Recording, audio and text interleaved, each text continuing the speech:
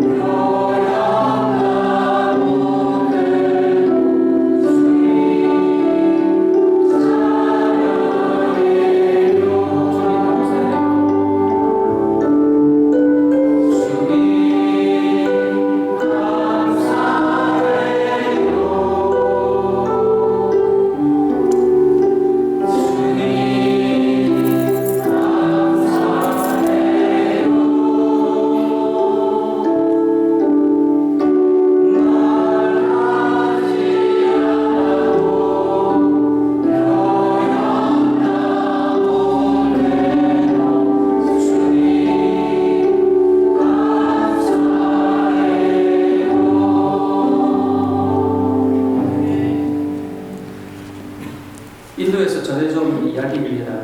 어느 마을에 두 개의 물동이를 쥐고 매일 물을 나르는 지게꾼이 있었습니다.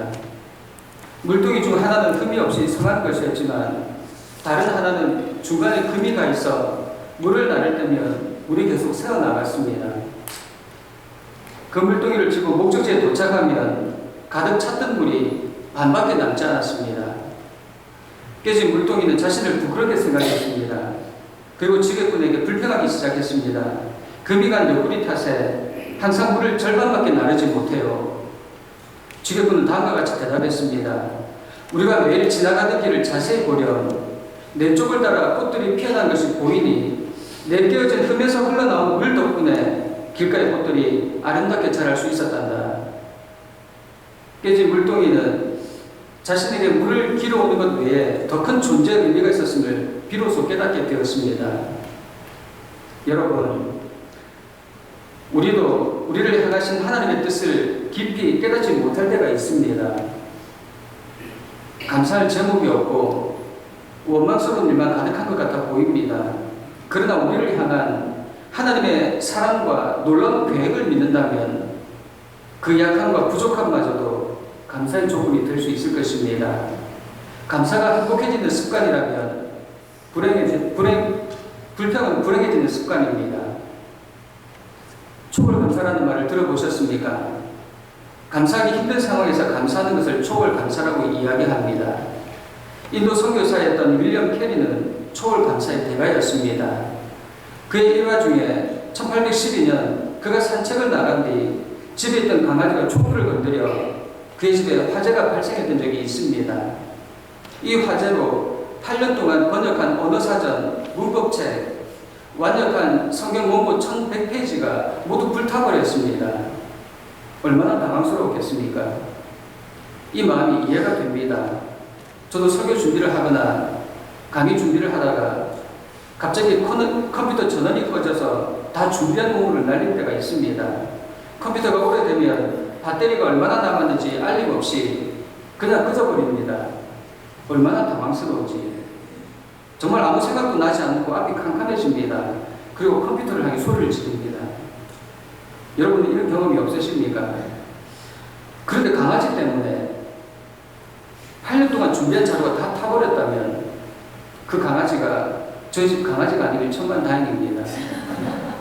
하지만 윌리엄 캐리는 강아지를 끌어안고 기도했습니다. 오 주님 감사합니다. 지금까지 번역한 원고가 부족하니 완벽하게 번역하라는 뜻으로 알고 감사드립니다. 다시 번역하겠습니다.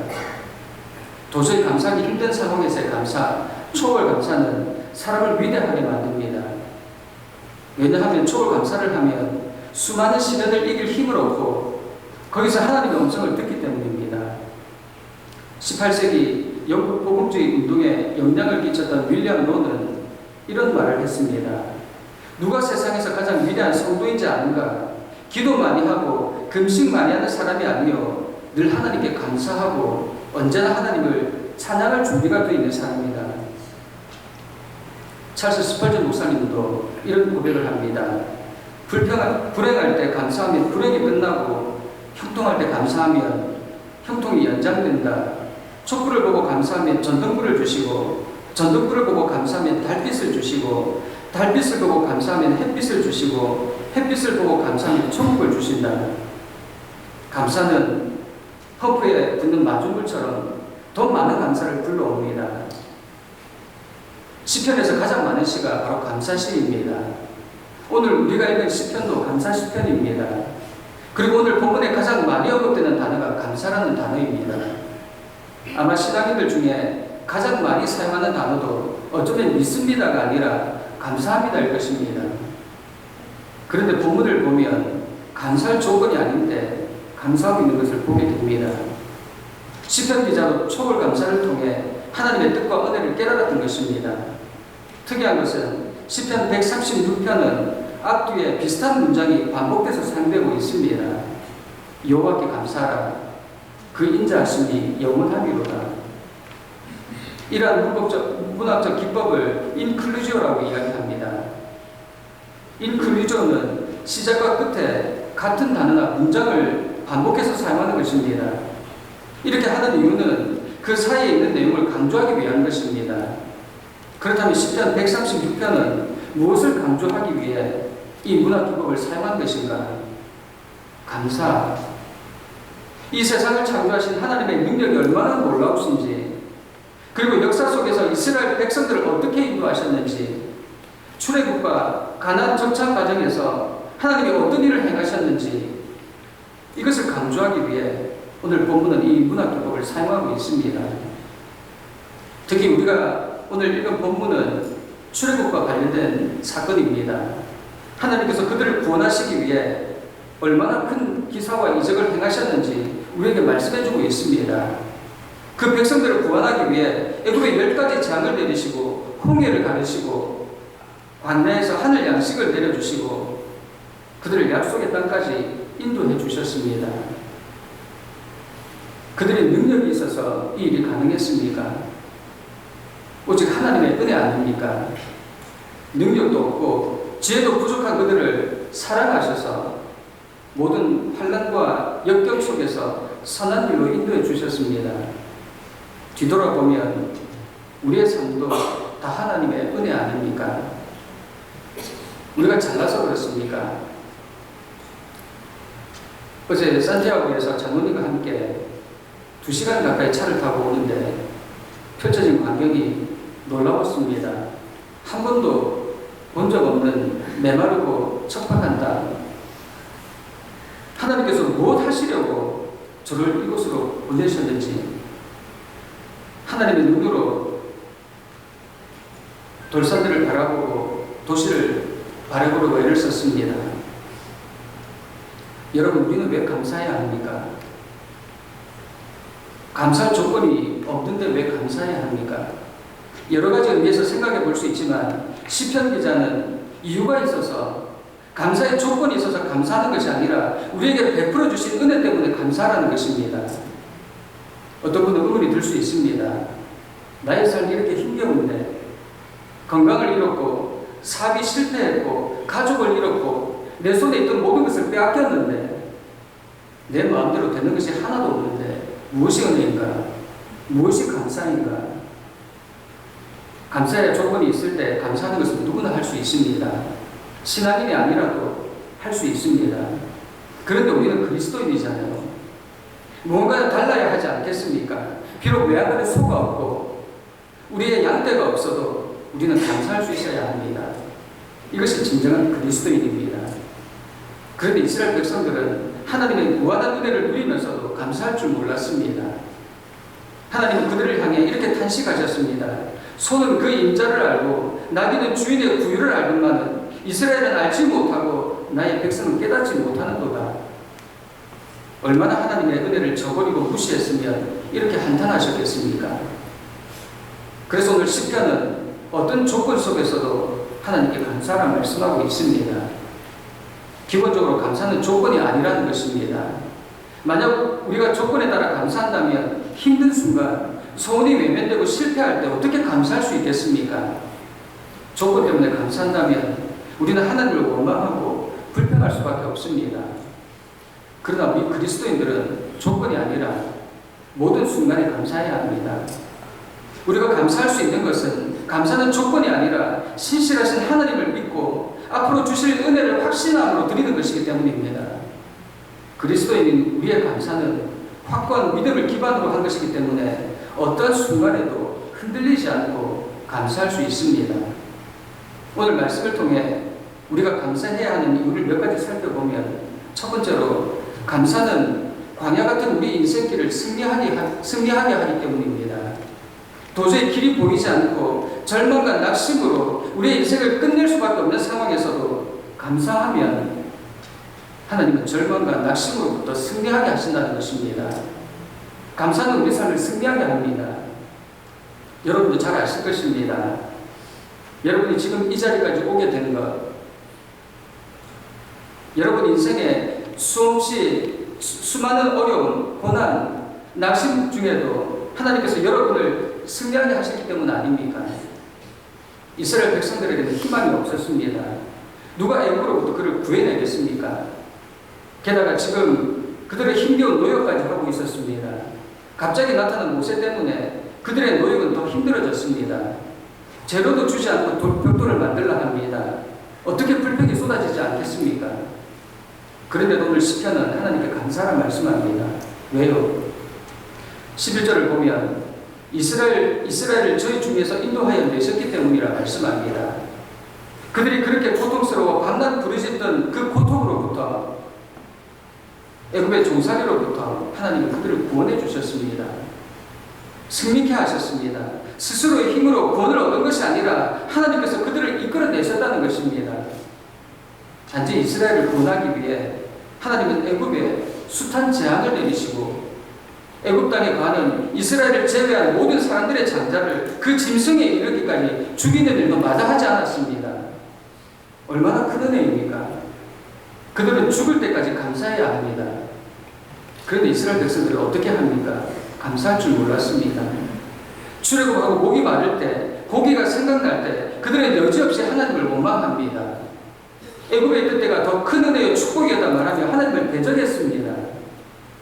조그만 불편도 참으려 하지 않고 힘든 일이 생기면 다시 애굽으로 돌아가게 해달라 아우성이었습니다. 민수기 11장을 보면 매일같이 만나만 먹는 것이 실정이 난 그들은 이렇게 이야기합니다. 누가 우리에게 고기를 주어 먹게 할고 우리가 애굽에 있을 때에는 값없이 생선과 외와 수박과 부추와 파와 마늘을 먹은 것이 생각나거늘 이제는 우리 정력이 쇠약하되 이 만나 외에는 보이는 것이 아무것도 없도다.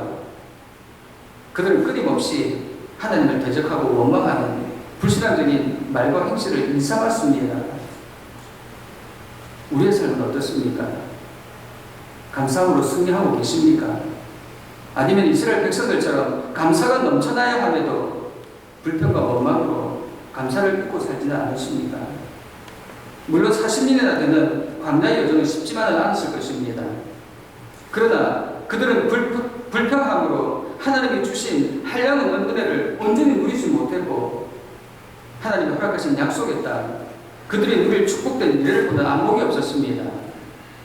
필요한 양식으로 먹이시고 구름 기둥과 불 기둥으로 인도하시고 말씀으로 공급하시는 그 손길을 잊어버렸습니다. 그 결과 그들은 하나님이 허락하신 약속의 땅과 축복된 미래를 누릴 수가 없었습니다.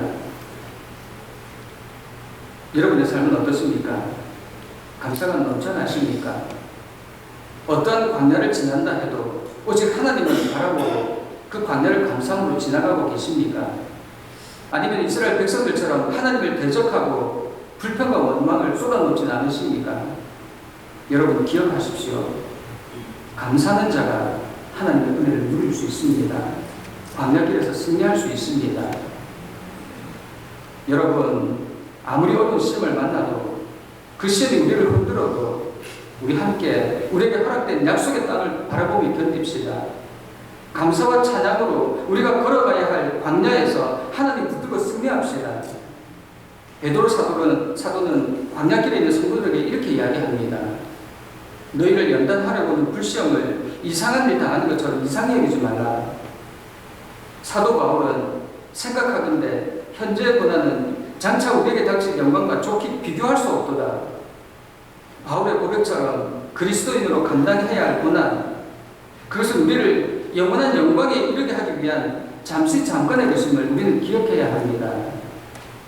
그리고 이러한 광야를 만나면 어떻게 해야 하는가? 감사.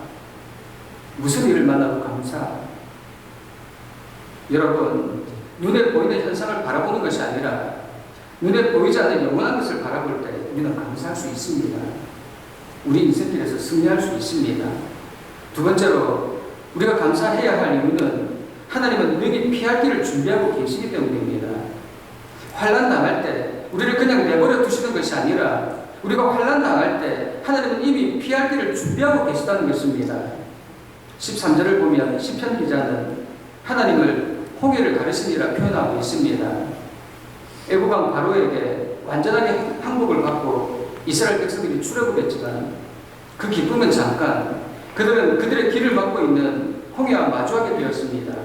지체하지 말고 바로의 손에서 빠져나가야 하는데 다시 마음을 바꾼 바로가 그들을 추격해옵니다. 사방이 막혀 있었습니다. 이러한 상황이라면 누구나 마지막이라 생각하게 될 것입니다. 이스라엘 백성들은 또다시 하나님과 모세를 원망하기 시작합니다. 애굽에 매장지가 없어서 당신이 우리를 이끌어내어 이 광야에서 죽게 하느냐? 애굽 사람을 섬기는 것이 광야에서 죽는 것보다 낫겠노라. 그들에게는 어떤 희망도 없는 것처럼 보였습니다. 우리가 이 상황에 처해도 마찬가지 아니었을까? 사실 바다 한가운데서 무슨 소망을 발견할 수 있겠습니까? 그곳은 절망적인 장소였습니다. 그런데 하나님은 그 절망적인 장소를 구원과 해방의 결정적인 장소로 바꾸셨습니다. 사람의 눈으로 볼 때는 멸망밖에 보이지 않았습니다. 그런데 하나님은 어떻게 하셨습니까? 홍해를 갈라 그 백성들이 지나가게 하셨습니다. 이스라엘 자손들 모세조차 상상조차 할 수 없었던 구원의 길을 열어주셨던 것입니다. 제가 좋아하는 찬양 중에 이런 찬양이 있습니다. 내게 허락하신 시간을 통해 나의 믿음 더욱 강하게 자라나고 험한 산과 골짜기 지나는 동안 주께 더 가까이 나를 이끄시네. 내가 겪는 시험이 어렵고 힘겨워도 내 주님보다 크지 않네. 내 앞에 바다가 갈라지지 않으면 주가 나로 바다 위를 걷게 하리. 여러분, 그날 만약 홍해가 갈라지지 않았다면 하나님은 이스라엘 백성들로 바다 위를 걷게 하셨을 것입니다.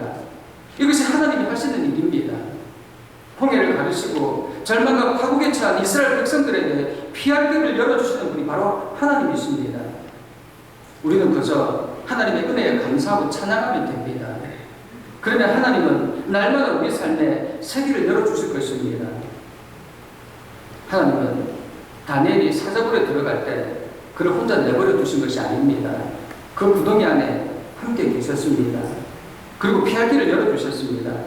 요셉이 시기심에 불타는 형들의 손에 구덩이에 던져질 때, 감옥에 갇혔을 때도, 또 바울과 실라, 베드로를 비롯한 성경의 많은 인물들이 고난에 처해 있을 때도 뿐만 아니라 우리가 겪는 시련 앞에서도 하나님은 항상 우리와 함께 하시며 피할 길을 열어주셨습니다. 하나님은 우리를 혼자 내버려 두시지 않습니다. 가장 최악의 상황, 모두가 절망할 수밖에 없는 상황, 소망이 끊어진 상황에서 그 택한 백성들을 눈여겨보시고 피할 길을 예비하시는 분이십니다. 그래서 사도 바울은 사람이 감당할 시험 밖에는 너에게 당한 것이 없나니 오직 하나님을 믿으사 너희가 감당치 못할 시험 당함을 허락지 않으시고 시험 당할 즈음에 또한 피할 길을 내사 너희가 능히 감당하게 하시니라 이야기하고 있습니다. 사랑하는 여러분, 오늘 이 말씀을 여러분의 마음에 새기시기를 간절히 부탁드립니다. 여러분 앞을 가로막고 있는 홍해가 무엇입니까? 그것 때문에 여러분의 삶이 위협받고 있다면 여러분은 어떻게 하십니까? 누구를 찾습니까? 아직도 세상 권세에 물질에 힘에 여러분을 맡기십니까? 그들은 여러분에게 피할 길을 예배해 주지 못합니다. 그들에게 마음을 두고 있다면 그들이 멸망할 때 여러분도 함께 끝나게 될 것입니다. 그러나 하나님께 끝은 없습니다. 사람에게는 끝이라도 하나님은 세기를 여시는 분입니다. 홍해를 가르시고 피할 길을 여시는 분, 무리를 걷게 하시는 분, 하나님만 함께 한다면 우리는 염려하거나 낙심할 필요가 없습니다. 다만 모든 상황에서 감사함으로 우리의 마음을 드릴 때 하나님은 항상 우리와 함께 하셔서 우리의 길이 되어 주실 것입니다. 마지막으로 우리가 감사해야 할 이유는 하나님의 은혜는 우리의 상상을 초월하기 때문입니다. 23절 말씀은 우리를 비천한 데서 기념하신 이에게 감사하라는 말씀하고 있습니다. 표준 서간년 성경은 이 말씀을 우리가 낮아졌을 때 우리를 기억하여 주신 분께 감사하여라 라고 번역하고 있습니다. 비천한 곳이란 신분이 낮고 천하게 된 상태를 말하는 것입니다. 여러분, 이 세상 누가 우리가 낮아졌을 때 모든 것을 잃고 망하게 되었을 때 우리를 기억하겠습니까? 아무리 친한 친구도 심지어 가족도 우리가 어려워지면 우리를 피하게 됩니다. 이스라엘 백성들이 역사적으로 가장 낮고 비천했던 때가 바로 바벨론 포로기였습니다. 아무도 쳐다보지도 않는 그들을 하나님께서는 잊지 않으시고 기억하셨습니다. 또한 그들을 능하신 손으로 구원하여 예루살렘으로 돌아오게 하셨습니다. 이스라엘 백성들은 이런 일이 있을 거라고는 상상도 하지 못했습니다. 바벨론 포로기는 그들에게 그야말로 암울한 시간이었습니다. 바벨론의 침공을 받아 예루살렘이 완전히 파괴되고 그들이 멸망할 수밖에 없었던 것은 하나님께서 자신들을 완전히 버리셨고 기억하지 않았기 때문이라 생각했습니다. 하나님께서 선지자들을 통해 그들을 잊지 않으셨습니다. 반드시 예루살렘으로 돌아오게 될 것이라 말씀하셨지만 그들은 믿지 않았습니다. 자신들의 죄를 회개하고 하나님의 용서와 은혜를 구해도 모자란데 그들은 완전히 삶을 포기했습니다. 그러나 하나님은 회개하지도 용서를 구하지도 않는 그들을 포기하지 않으시고 선지자들을 통해 그들에게 끊임없이 말씀해 주셨고 결국 그들을 회복시켜 주셨습니다. 하나님은 우리 인간들이 상상하지 못한 일들을 이루시는 분이십니다. 우리나라가 가장 암울했던 때가 일제 식민 통치를 받던 때였습니다. 아무것도 생각할 수 없었고 어떤 일도 마음대로 할 수 없었습니다. 이름조차 마음대로 부를 수 없었습니다. 누가 상상이나 했겠습니까? 우리가 해방될 것이라고. 그때 일본은 막강한 힘이 있었습니다. 만주를 점령했고 하와이 진주만을 습격해 단 몇 시간 만에 초토화했습니다. 중국과 미국을 상대로 승리했습니다. 앞이 보이지 않던 그 상황 속에서 하나님은 우리가 상상하지 못한 방법으로 도저히 숫자적으로 볼 때 질 수 없는 전투에서 일본을 꺾으시고 결국 36년의 긴 일본 통치를 끝내고 우리나라를 해방시켜 주셨습니다. 동방이 작은 나라, 이제 막 하나님을 믿기 시작한 나라, 그 나라를 구원하기 위해 미국이라는 나라를 사용하셔서 일본을 꺾으시고 우리에게 자유를 주신 것입니다. 구원 계획은, 하나님의 구원 계획은 우리가 상상할 수 없습니다. 얼마나 큰 은혜입니까? 이것만으로도 우리는 감사해야 합니다. 영원히 종살이 할 수밖에 없었던 운명에서 우리의 선조들의 부르짖음을 들으시고 그 작은 나라, 사람들의 관심도 받지 못하는 비천한 나라를 기억하시고 구원해 주셨습니다. 아마 여러분들도 지금 하나님의 은혜에 감사해야 할 제목들이 떠오를 것입니다. 잊고 있었던 감사의 제목들. 몇 년 전 저도 이렇게 아무랬던 때가 있었습니다. 제가 다시 일어나 이렇게 하나님의 말씀을 선포하게 될 것이라고 상상도 하지 못했습니다. 절망 가운데 있는 저에게 하나님은 기적을 베풀어 주셨습니다. 그때 청년 리더들과 마지막으로 나눈 이야기가 바로 이 초월 감사였습니다. 그런데 그날 저녁 리더 모임을 마치고 교회로 향하던 저에게 상상도 못할 일이 일어났습니다. 그 일로 제 삶은 완전히 망가졌고 절망으로 가득하게 되었습니다. 저뿐만 아니라 가족들도 깊은 절망에 갇히게 되었습니다. 이제는 끝이구나. 이 망가진 몸으로 내가 무엇을 할 수 있겠는가? 숨 쉬는 것도 물 한 모금 마시는 것도 좋은 다스는 할 수 없었습니다. 그때 아무 생각도 할 수 없었습니다. 온전한 몸으로도 감당하기 힘든 사역을 이제 어떻게 감당하게 하시려고 저에게 이런 시련을 주십니까? 주님, 이 낮은 자를 통하여 어디에 쓰시려고 이렇게 초라한 모습으로 만들어 놓으셨습니까? 그런데 그 절망 가운데 있던 저를 찾아오신 주님은 저에게 말씀하셨습니다. 요셉아, 내가 너를 사용하리라. 내가 너를 온전케 하리라. 그리고 한 장면을 기억하게 하셨습니다. 사고가 났을 때 제 몸은 아무 곳에도 부딪히지 않았습니다. 충격에 의해 제 몸이 순식간에 앞으로 밀려갔습니다. 제가 만일 앞 좌석에 부딪혔다면, 조금만 각도가 잘못되어 어딘가에 부딪혔다면 저는 지금 이 자리에 없을지도 모릅니다. 그런데 그 순간 하나님은 저를 운전석과 조수석 사이 빈 공간으로 인도하셨고 저는 아무 곳에도 부딪히지 않게 하셨습니다. 사고가 난 바로 그 순간 하나님은 저를 붙드시고 저의 몸을 보호하고 계셨던 것입니다. 제가 살아난 것이 우연이 아니었구나. 죽을 수밖에 없는 상황에서 하나님께서 붙드셨구나. 피할 길을 열어주셨구나. 저는 깨닫게 되었습니다. 비록 그 사고로 제 몸은 온전치 못합니다. 금이 간 물동이와도 같습니다. 온전하게 물을 나를 수 없습니다. 그러한 상황에서 절망하고 있는 저에게 하나님은 말씀하셨습니다. 요셉아, 몸이 온전치 못해도 괜찮다. 내 모습이 초라해 보여도 괜찮아. 내가 너를 붙들고 있잖니. 아무도 너를 흔들 수 없다. 지금까지 내가 일해왔다면 이제부터는 내가 너를 통해 일할 것이야. 더 큰 능력과 역사가 일어날 것이야. 이제부터 내가 한다. 하나님은 제게 말씀해 주셨습니다. 그리고 다시 일어나게 하셨습니다. 그 후 교회를 개척하게 하셨고 2년 정도 예배를 드리다가 결국 2024년 12월 마지막 예배를 드리고 교회 문을 닫게 되었습니다. 사실 저는 세상적으로 보면 실패한 목사입니다. 그러나 저는 실패해도 하나님께서 실패가 없습니다.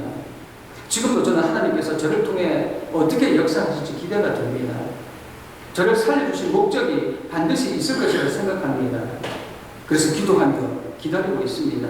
감사함으로 하루를 살아가고 있습니다. 그러던 중에 엘센트로 한인교회 청빙위원회로부터 청빙 소교를 부탁받게 되었습니다. 그래서 설교 준비를 하면서 하나님께서 이 교회와 저를 향한 계획이 무엇일까 생각하게 되었습니다. 지금 교회도 저도 이번이 마지막 교회일 수 있습니다.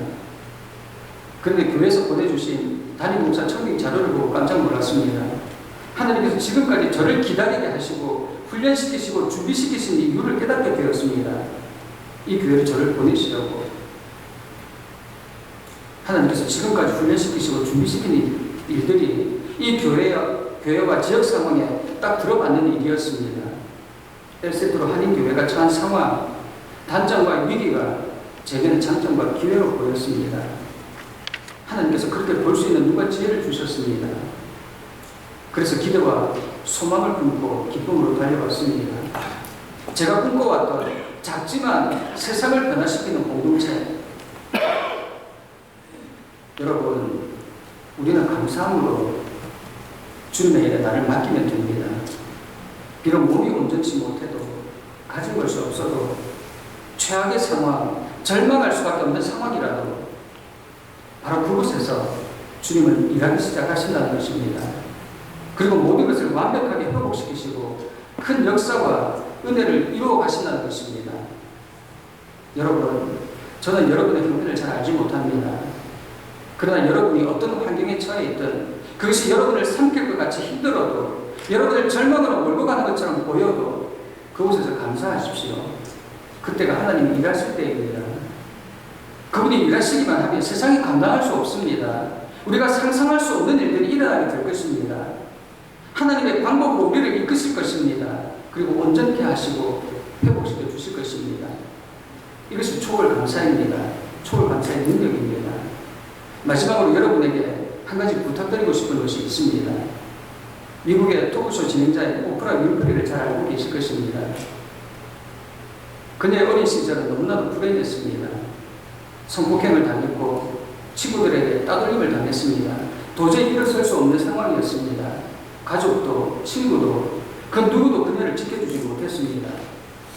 그런데 그 상황에서 그녀는 매일 습관처럼 했던 일이 있었습니다. 감사 일기를 쓰는 것이었습니다. 그 절망 가운데서 그녀는 매일 감사할 조건을 찾아서 하루에 5가지씩 기록하기 시작했습니다. 놀랍게도 그 습관은 그녀의 인생을 완전히 바꿔놓았습니다. 감사가 행복해지는 습관이라는 사실을 그녀는 알고 있었습니다. 그래서 그녀는 행복해지기 위해 매일 감사할 제목을 찾았던 것입니다.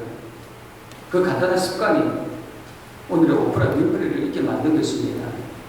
저는 오늘 여러분들이 교회와 함께 이 일을 시작하기를 간절히 부탁드립니다. 저를 보십시오. 개척에 실패하고 몸도 얹지 못한 목사인 저의 삶에도 감사할 제목들이 있습니다. 죽지 않고 살려주신 감사. 비록 힘든 가운데 있지만 사랑하는 아내와 아이들을 다시 볼 수 있어 감사. 때로 수술한 곳이 통증으로 인해 밤새 잠을 자지 못해도 또 새로운 아침을 맞게 하시니 감사. 누워있지 않고 걸을 수 있게 하시니 감사.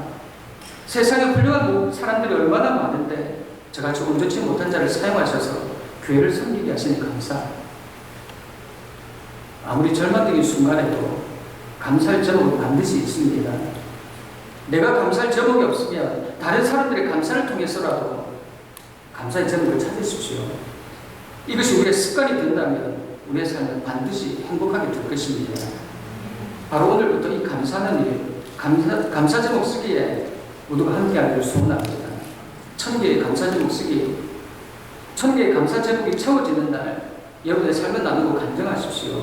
하나님께서 어떻게 인도하셨는지 1000개의 감사 제목이 채워지는 사람들이 늘어날수록 그 감사는 우리의 상상을 초월하게 될 것입니다. 바로 오늘부터 감사함으로 새로운 삶을 사는 저와 여러분들에게 간절히 축원합니다.